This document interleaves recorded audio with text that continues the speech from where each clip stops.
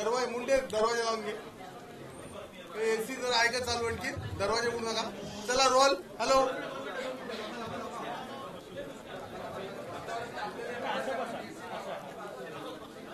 हो तुम्ही बसा ना. तुम्ही बसा. भागवत आता तू इकडे इकडे की तिकडे कुठे आहे सांग. तू सांग. जरा जरा थांबा. सर्वांना सूचना आहे जरा आपापसात बोलू नका. मागे सर्व आपले उमेदवार त्यांचे सहकारी कृपया करून मोबाईल सायलेंट ठेवा.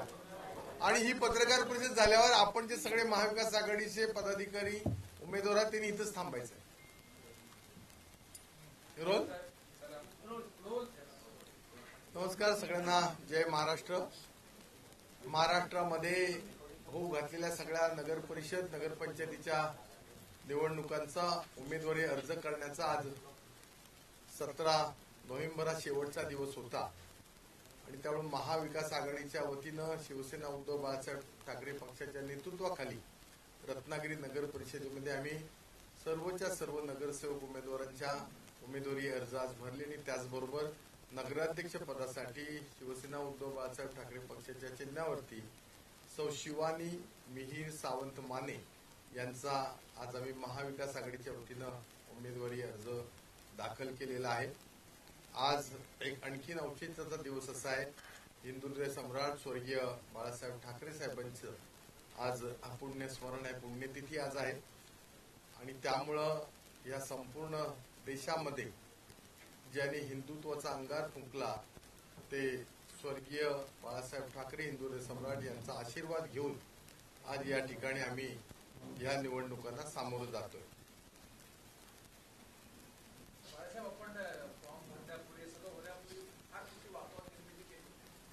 वातावरण शांत झाला की नवीन वातावरण आसपास निर्माण होईल नेमकं काय त्या वातावरण निर्मितीचा तुम्हाला फायदा उठवणार होईल की नाही? वातावरण तर निर्माण झालेलंच आहे.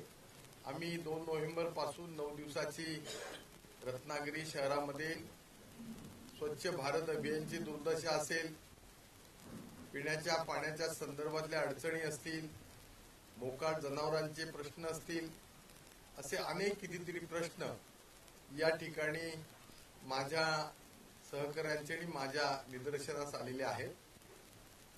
आणि त्यामुळं निवडणूक उमेदवारी अर्ज भरणे याच्यामध्ये सगळे कार्यकर्ते मग्न होते.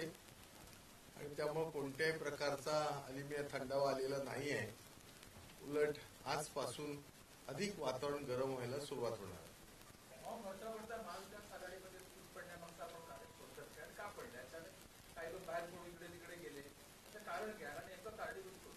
मला असं वाटतं महाविकास आघाडीचे घटक पक्ष म्हणजे शिवसेना उद्धव बाळासाहेब ठाकरे पक्ष मी इथं हजर आहे. इंडियन नॅशनल काँग्रेसचे महाराष्ट्र प्रांतिकचे सरचिटणीस रमेशराव कीर या ठिकाणी त्यांचे सहकारी इथं हजर आहेत. आणि शरदचंद्र पवार राष्ट्रवादी काँग्रेस पक्षाचे मिलिंद कीर त्यांचे शहर प्रमुख या ठिकाणी हजर आहेत. उलट आपल्या लक्षात येत नसेल ह्या मंचावरती अजून राजकीय पक्षाचे महाविकास आघाडीच्या व्यतिरिक्त घटक आलेले आहेत, आमच्या सहभागी झालेत.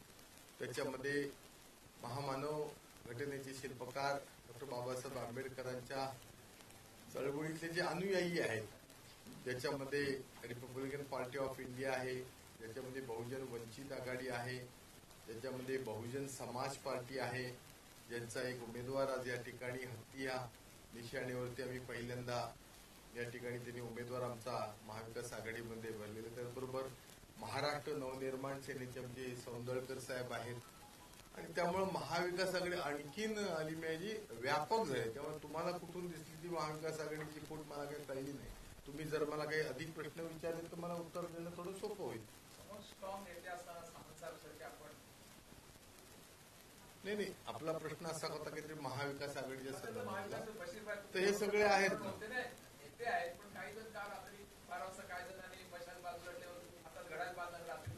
मशालीच नाही कोणी नाही.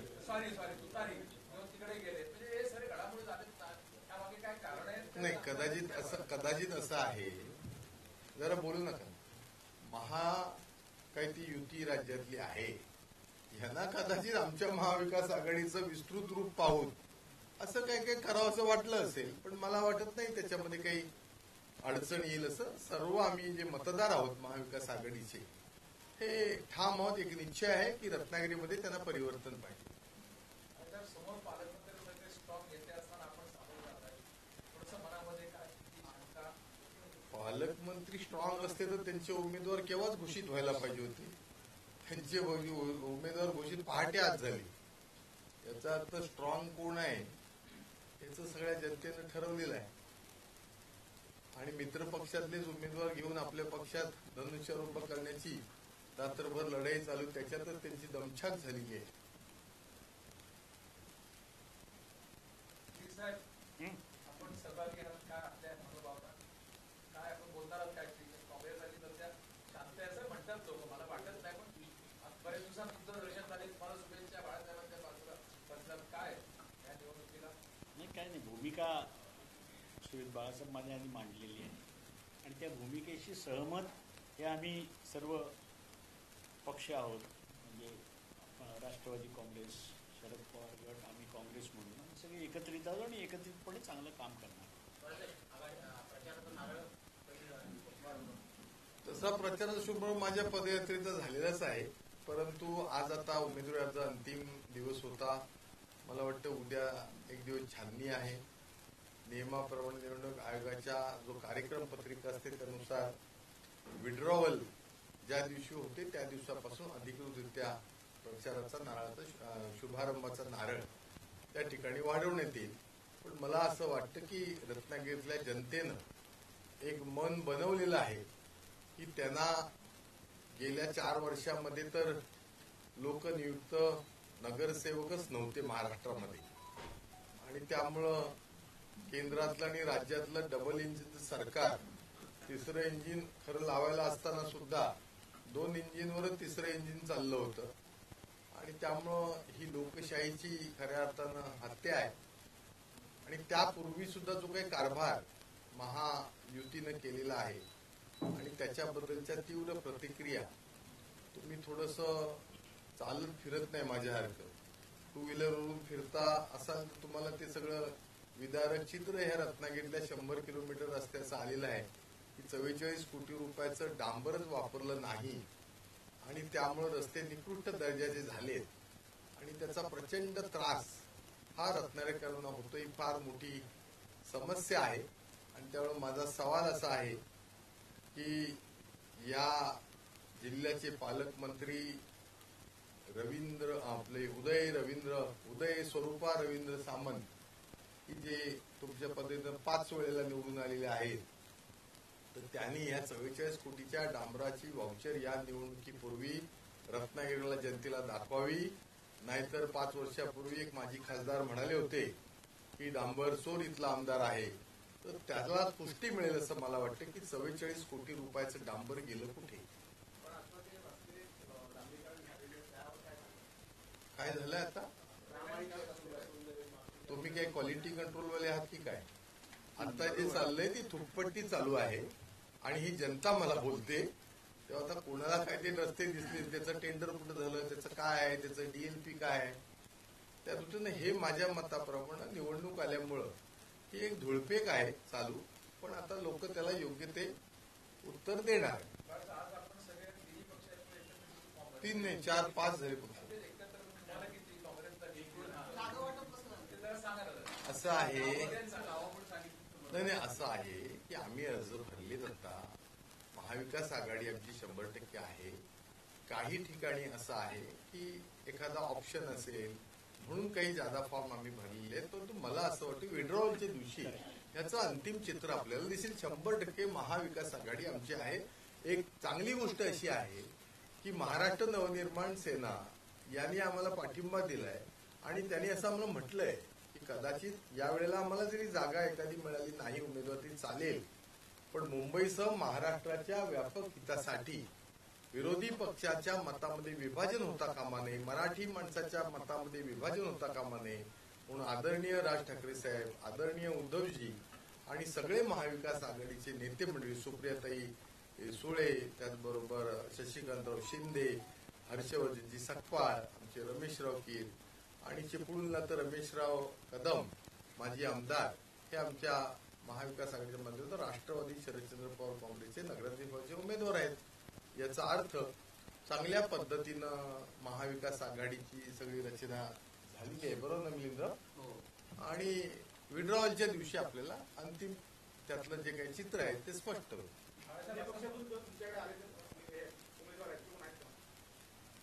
अन्य पक्षातून आमच्याकडे आलेले उमेदवार अन्य पक्षातून आलेले उमेदवार म्हणजे असं आहे की लोक आता ह्या 21 वर्षातल्या लबाड लांडग्याला थापाबाजीला कंटाळले आणि त्यामुळं ज्येष्ठ कैलासवासी नेते माजी नगराध्यक्ष उमेशजी शेटे ते नगराध्यक्ष होते.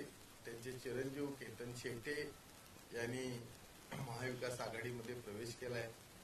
केतन शेटेंच्या मातोश्री ज्या नगरसेविका पूर्वी निवडून आलेल्या आहेत, सौभाग्य श्रीमती शेटे यांनी सुद्धा महाविकास आघाडीमध्ये प्रवेश केलेला आहे. अमित विलणकर ओबीसी विभागाचे अध्यक्ष भारतीय जनता पार्टीचे होते, त्यांनीही कंटाळून शिवसेना उद्धव बाळासाहेब ठाकरे पक्षामध्ये प्रवेश केलाय.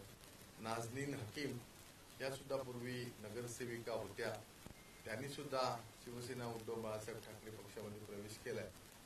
आणि त्यामुळे लोकांना बदल हवाय आणि त्या ठिकाणी खूप गर्दी झाली. एखाद्या बोटीवरती अलिमिया खूप प्रवाशांची गर्दी झाली की कधी कधी बोट खाली धक्का लागून भगदाड पडून फुटते, कधी कधी ओव्हरवेटनी बोट फुटते.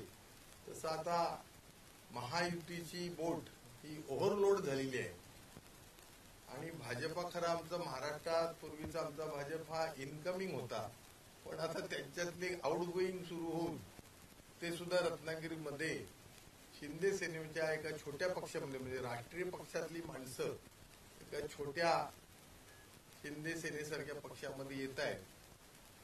याचा सुद्धा सगळ्यांनी विचार करणं आवश्यक आहे असं मला वाटतं. पण सर्वसाधारणपणे आपल्या माध्यमातून मला या निमित्तानं सांगायचं आहे की एक सशक्त विरोधी पक्ष, पर्यायी पक्ष हा लोकशाहीमध्ये असणं गरजेचं आहे. कारण काही दिवसापूर्वी किंवा काही वर्षामध्ये रत्नागिरीमध्ये असं बोललं जात होतं की कोण नाही, पर्याय नाही, आम्ही काय करणार, नाईलाजानं आम्ही जे कोण राज्यकर्ते आहेत त्यांना मतदान करत असतो. तर त्यांना माझी सगळ्यांना विनंती आहे की हे सगळं चित्र पहा, एक संघ चित्र आहे. एक सशक्त समर्थ विरोधी पक्ष म्हणण्यापेक्षा एक समर्थ पर्यायी सत्ताधारी होणारा पक्ष म्हणून आम्ही शिवसेना उद्धव बाळासाहेब ठाकरे पक्षाच्या नेतृत्वाखाली महाविकास आघाडी म्हणून सज्ज झालोय. आणि त्यामुळे आमची विनंती आहे की आम्हाला सगळ्यांना तुम्ही आशीर्वाद मताच्या रूपानं द्या आणि एक गुड गव्हर्नन्स, एक विकसित रत्नागिरी कशी होते हे आम्ही एक वचन रत्नागिरीकरांना दिलेलं आहे. आणि आम्ही तुम्हाला दाखवतो की वर्षानुवर्षे उलटणारे रस्ते या पुढच्या 6 महिन्यात आम्ही चांगले टिकाऊ, ज्याची डीएलपी ही 10 वर्षाची असेल. 4 महिन्यांची आणि 6 महिन्यांची डांबर चोरीमुळे डीएलपी नाही आमची. तालीम साहेब 10 वर्ष एकदा रस्ता केला की तो चांगला राहील, ड्रेनेज सिस्टम राहील. या ठिकाणी आरोग्याच्या व्यवस्थेने विशेष करून पावसाळ्यामध्ये अव्यवस्था असल्यामुळे डेंग्यू, मलेरिया आणि दुसरं काय एक आजार यांचा डेंग्यू, मलेरिया आणि काहीतरी नाही आणखीन एक आहे हे सातत्यानं त्याचे मलेरिया नाही आणखीन एक काहीतरी आहे. तर असे आजार ह्या अस्वच्छतेमुळे रत्नागिरीमध्ये खूप मोठ्या प्रमाणात, त्यामुळं पिण्याच्या पाण्याची व्यवस्था नीट नसल्यामुळं, दूषित पाणी असल्यामुळं काविळीचे आजार होत आहेत. आणि एवढं करून जर आजारी दुर्दैवानं मनुष्य पडला रत्नागिरी नागरिक, तर त्याला उपचार करण्याकरता रत्नागिरीतून कोल्हापूर, मुंबई, पुण्याला जावं लागतं. यासारखं दुर्दैव नाहीये. त्यामुळे आरोग्य व्यवस्थेमध्ये आम्ही सुपर स्पेशालिटी हॉस्पिटल रत्नागिरीमध्ये नगर परिषद, केंद्र सरकार, राज्य सरकार आणि पीपीपी मॉडेलमध्ये प्रायव्हेट पब्लिक पार्टनरशिपच्या माध्यमातून जे आज गेल्या 21 वर्षामध्ये रत्नागिरीमध्ये चांगलं सुपर स्पेशालिटी हॉस्पिटल होऊ शकलं नाही, ते आम्ही रत्नागिरी नगर परिषदेच्या माध्यमातून करणार आहोत. मला विशेष इथे सांगायला आनंद वाटेल की आमचे मिलिंद कीर या ठिकाणी आहेत. 2011 साली मिलिंद कीर नगराध्यक्ष झाले. शिवसेना तत्कालीन भारतीय जनता पार्टीचं युती होती आणि त्याची मुहूर्तमेढ पिण्याच्या पाण्याची 24/7 जी आज 64 कोटीची योजना म्हणतोय ती 100 कोटीवर गेली. ती मिलिंद कीर असताना त्यांनी पहिल्यांदा याची मुहूर्तमेढ रोवली. एमजीपी, महाराष्ट्र जीवन प्राधिकरण यांना त्यांनी पीएमसी नेमली, प्रोजेक्ट मॅनेजमेंट कन्सल्टन्सी, आणि त्याचा डिटेल प्रोजेक्ट रिपोर्ट तयार झाला आणि 2016च्या नोव्हेंबरला मी त्यावेळेला भारतीय जनता पार्टीमध्ये होतो, देवेंद्र फडणवीस मुख्यमंत्री होते आणि त्यांना आम्ही विनंती केली होती की रत्नागिरीकरांना आम्हाला योजना मंजूर करा. तर राज्यस्तरीय नगरोत्थान मधून 64 कोटी रुपये सिंगल वन हँडेड एक GR फक्त महाराष्ट्रामध्ये निघाला 3 ऑक्टोबर 2016. मला खेद वाटतो, लाज वाटते, मला शरम वाटते या ठिकाणी की एवढे मंजूर करून आणलेले पैशाची सुद्धा पाणी योजना विद्यमान राज्यकर्ते आजच्या क्षणापर्यंत पूर्ण करू शकलेली नाही. त्याचं हायड्रॉलिक टेस्टिंग झालेलं नाही. खरं तर पानवल पासून रत्नागिरीला जे पाणी येतं आपण कधीतरी पाहू जाऊया, कदाचित कोणी पालकमंत्री तुम्हाला नेलं की नाही मला माहिती नाही, पण ह्या रत्नागिरीचं एक वैशिष्ट्य आहे की पानवल हे हाईटवर आहे, रत्नागिरी थोडी खाली आहे आणि 1950 सालामध्ये 60 सालामध्ये ग्रॅव्हिटीचं त्यावेळेच्या रत्नागिरीकरता झालेलं धरण ह्याच्यात विदाऊट एनर्जी ते पाणी ग्रॅव्हिटीनं येतं. आता पण येतं ते 4 MLDचं छोटं जरी धरण असलं तरी त्याची जी रायझिंग मेन आहे म्हणजे पानवल धरण ते नाचणे फिल्टर प्लांट आजही न झाल्यामुळं ते पाणी येत नाहीये आणि मग नाईलाजानं शिळचं पाणी आहे जिथं 300 हॉर्स पॉवरचे 4 पंप आहेत, तिथं डीजी शेट नाही, ती सारखी पाईपलाईन फुटते. म्हणजे पैसा आणि भ्रष्टाचार करण्याचं काम ह्या योजनेमध्ये झालेलं आहे. त्यामुळे पिण्याचं पाणी नागरिकांना मिळू शकत असे कितीतरी प्रश्न आहेत. वेळोवेळी आपण ते हळूहळू अलिमे साहेब बोलू. नाही, आदरणीय आदित्य साहेब सुद्धा येणार आहेत, आदरणीय सुप्रियाताई सुळे येणार आहेत, हर्षवर्धनजी सकपाल साहेब येणार आहेत आणि त्यामुळं ही सगळी मंडळी एक सांघिक या ठिकाणी महाविकास आघाडीचा प्रचार करण्याकरता येणार आहे. सर्वच्या सर्व जागा आणि नगराध्यक्षाचे 32+1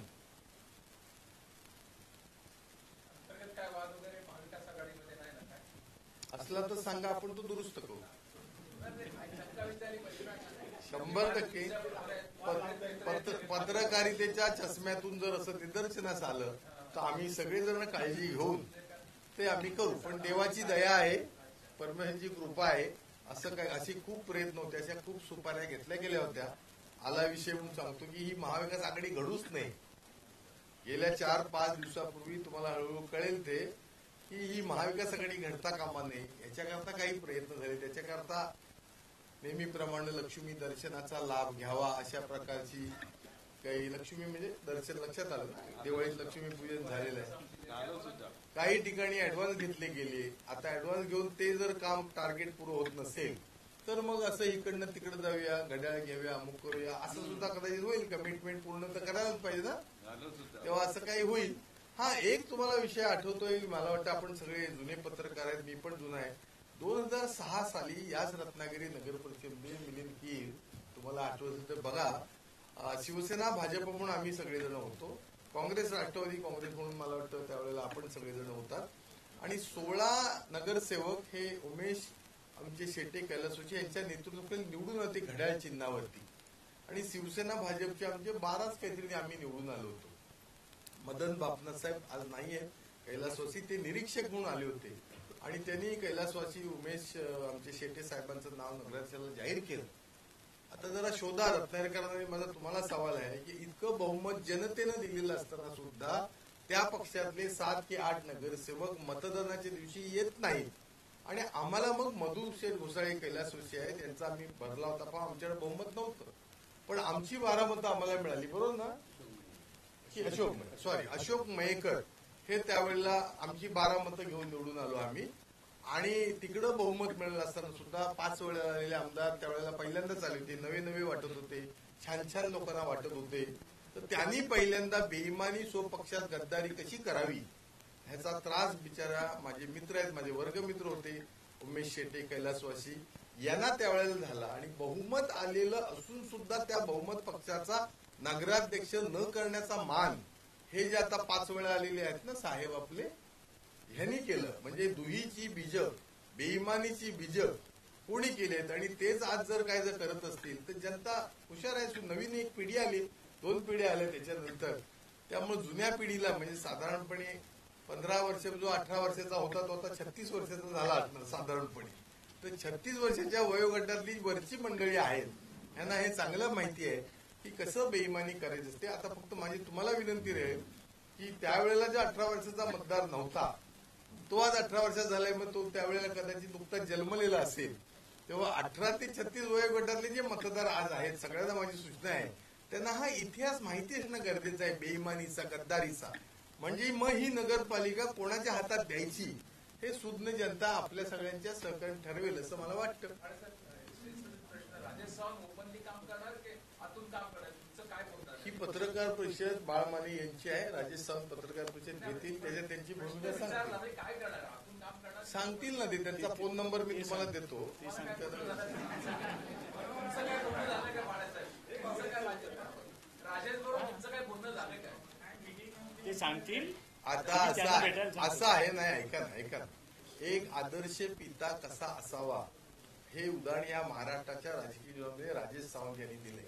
माझे ते व्याही आहेत म्हणून मी बोलत नाही, पण बेईमानी करणाऱ्यांना हे उत्तर आहे की जर तुम्हाला कुठं जायचं होतं ना, सुरतवरनं गुवाहाटीला, राजीनामा द्यायचं नाही जायचं ना. राजेश सावंत यांनी आदर्श केला. जर माझी मुलगी दुसऱ्याच्या घरात गेले आणि ती जर लोकशाही प्रक्रियेमध्ये त्या पक्षात उभी राहणार असेल तर बाप म्हणून माझं कर्तव्य आहे, आदर्श त्यांनी दिलं असं मला वाटतं. अधिक तपशील ते सांगतील, मी तुम्हाला त्यांचा नंबर येणार. भास्कर येणार, विनायक राऊतसाहेब येणार, सगळेच येणार. आमची तुम्हाला विनंती सगळ्यांना राहील, बघा बाकीचं सगळं आपण सोडून देऊया. तुम्ही रत्नागिरीकर आहात म्हणजे पॅकेज बिकेज असलं काय काय असतं ते सोडून देऊया म्हणून मी पण क्लिअर करतोय. कसं असतं, हल्ली बंपर दिवाळी धमाका झालेला आहे, दिवाळी नुकतीच होऊन गेलेली आहे. तर त्यामुळे माझी तुम्हाला सगळ्यांना अशी विनंती राहील की विनोदाचा भाग आपण सोडून देऊया. ही रत्नागिरी अलिमे जी आपली आहे, आपण लहानाची मोठी झालोय, आपल्याला ही घडवायची आहे.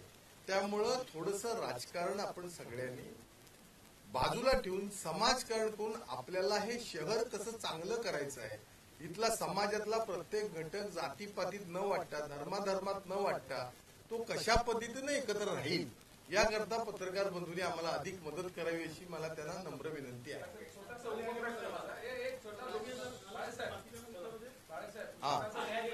आपण राजकारणामध्ये जरा एक मिनिट काय माहितीये का, ते पहिल्यांदाच आलेत माझ्या पत्रकार परिषदेत, तो त्यांना जरा, आणि ते पण ते परवानगी घेऊन आले. ऐका आपण राजकारणात किती सर्व समाजाला न्याय देण्याचं काम केलं गेलं 100%. तेच महत्वाचा विषय. नाही, सगळ्यात माझं असं म्हणणं आहे की तो आम्ही सगळे मनानं श्रीमंत असलेले कार्यकर्त्यांना उमेदवाऱ्या दिल्या. पैशाच्या श्रीमंतीला आम्ही पाहिलेलं नाही आणि पाहणार नाही आहोत, कारण रत्नागिरीकरांचा माझ्यावर विश्वास आहे. एकच आठवण फक्त सांगतो आणि पत्रकार संपूया, काही छोटे प्रश्न घेऊया. माझे वडील राजकारणात होते, जनसंघाच्या त्यांनी सुरुवात केली. मी 10 वर्षाचा होतो. 1975 साली ह्या रत्नागिरीमध्ये थेट नगराध्यक्षाची निवडणूक झाली. हे नव्या पिढीला माहिती नाही. त्यावेळेला जनसंघ होता पणतीवाला, बरोबर ना साहेब, आणि गाय वासरू ही मला वाटतं काँग्रेसची निशाणी होती. त्यावेळेला कैलासवासी डॉक्टर जयश्याम केळकर आणि माझे वडील कैलास यशवंतराव माने यांनी एक हाती ह्या रत्नागिरीमध्ये फिरून मताचा जोगवा मागून जनसंघाचा पहिला नगराध्यक्ष डॉक्टर केळकरांच्या रूपानं झाला. त्यांनी जवळजवळ मला वाटतं 7 नंतर 5 वर्ष निवडणुका झाल्या नाही, त्या 8 वर्ष झाले, 8 वर्षानंतर. आणि मला आजही लहान, मी 10 वर्षात मला आठवण येते, हसन खान पठाण नावाचा मिरकरवाड्यातला एक मुस्लिम बंधुग्रस्त हा त्यावेळच्या पणतीवरती लोकांनी त्यांनाही मतदान दिलं. डॉक्टर केळकर हे वैद्यकीय व्यावसायिक होते, तेव्हा त्यांना चांगली नाडी परीक्षा होती. सायकलनी बिचारे रात्री अपरात्री या रत्नागिरीमध्ये वैद्यकीय सेवा करायला जायचे. त्यावेळेला लोकांनी निवडून दिलं होतं थेट. आज त्या गोष्टीला 50 वर्ष होत आहे. आज तेच कैलासवासी यशवंतराव मानेंची काय म्हणायचे तर नाथ सून उभी राहते. तेव्हा मला असं वाटतं लोक तो 50 वर्षानंतर इतिहास पुन्हा जागा करतील आणि आमच्या शिवानीला आणि आमच्या सगळ्या नगरसेवकांना बहुमतानं निवडून देतील असा एक मला विश्वास वाटतो. आणखीन एक छोटीशी गोष्ट आहे, कैलासवासी डॉक्टर जयश्याम केळकरांची एक काहीतरी स्मृती राहावी म्हणून आपण अनेक ठिकाणी Jamshedji Tata road, Gokhale road, Mahatma Gandhi road नाव देतो. तो जो पूर्वाश्रमीचा थिबा पॅलेस रोड होता त्याला त्यांच्या कुटुंबियांनी विनंती केली होती डॉक्टर केळकरांच्या, अशोकराव मयेकर मला वाटतं नगराध्यक्ष होते, की डॉक्टरांचं काहीतरी इथं एक स्मरण राहावं, आठवण राहावी म्हणून या रस्त्याला त्यांचं नाव द्यावं. म्हणून अशोकराव मयेकरांनी ठराव आणला. तत्कालीन भारतीय जनता पार्टीकडे बहुमत नगरपालिका कौन्सिलमध्ये नव्हतं की डॉक्टर जगन्नाथ शंकर कैलासवासी डॉक्टर जगन्नाथ शंकर केळकर रोड असतं. त्यावेळेला हेच महोदय जे आता जोगवा मागतात ना भाजपच्या लोकांकडं, कटेंगे बटेंगे म्हणायला आले होते ना, ते त्यांनी विरोध केला होता डॉक्टर जयसिंह केळकरच्या नावाला.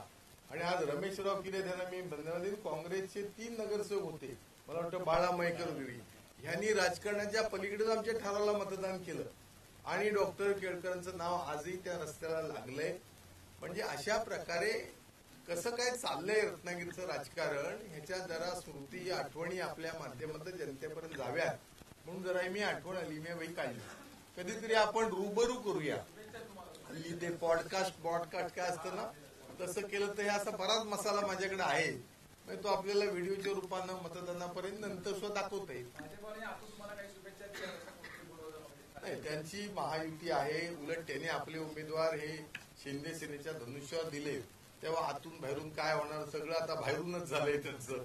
त्यामुळे आता मला द्यायला मतं त्यांच्याकडे आहेत कुठे, ते आता हळूहळू विलीन होतील एकत्र. धन्यवाद. ते होतील विलीन एकमेकाच्यात सुप्रीम कोर्टाच्या निर्णयानंतर. असू द्या, कधीतरी होणार आहे, ते कधीतरी होणार आहे. धन्यवाद सगळ्यांना. ते थांबा, चहा पण घ्या. हा, शेवटचा प्रश्न घ्या.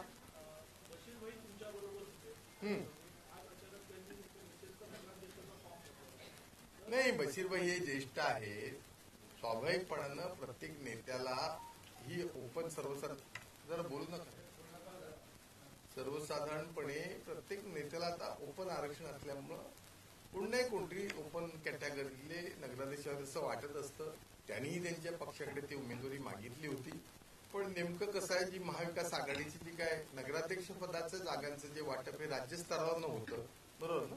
आणि त्या ठिकाणी रमेशराव की राष्ट्रवादीचे जे आहेत माजी आमदार, रमेशराव कदम यांना त्या ठिकाणी चिपळूणची जागा दिली गेली वरिष्ठ पातळीवरून. आणि शिवसेना उद्धव बाळासाहेब ठाकरे पक्षाला ही जागा दिली गेली. त्यामुळे आता कदाचित त्यांना वाटलं असेल आम्ही त्यांच्याशी संपर्क करू, चर्चा करू, त्यांना समजवण्याचा प्रयत्न करू.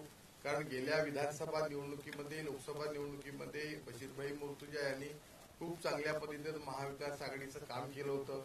अनेक मुस्लिम मोहल्ल्यामध्ये, वस्तीमध्ये सगळ्या समाजात जाऊन त्यांनी मशाल चिन्हावरती बाळमानेला आणि विनायकराव साहेबांना लोकसभेला मतदान करा अशी विनंती केली होती मशाल चिन्हावरची. तर मला असं वाटतं की बशीरभाई ना आम्ही समजवण्यामध्ये यशस्वी होऊ आणि आम्हाला बशीरभाई त्यांचे सगळे सहकारी या सगळ्या परिवर्तनाच्या प्रक्रियेमध्ये पाहिजे, आम्ही त्यांना विनंती करू. यस, हे आता काय 1-2 नाही ना काय.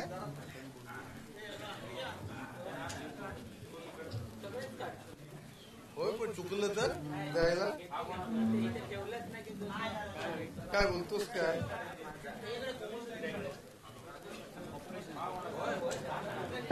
हे मीर माने चहा पाणीच झालंय, जरा मला काहीतरी हवंय. लिंबू सरबत सँडविच साथ. थँक्यू, नमस्कार. एकदा काय ते पॉडकास्ट काय आहे काय, पॉडकास्ट काय करूया.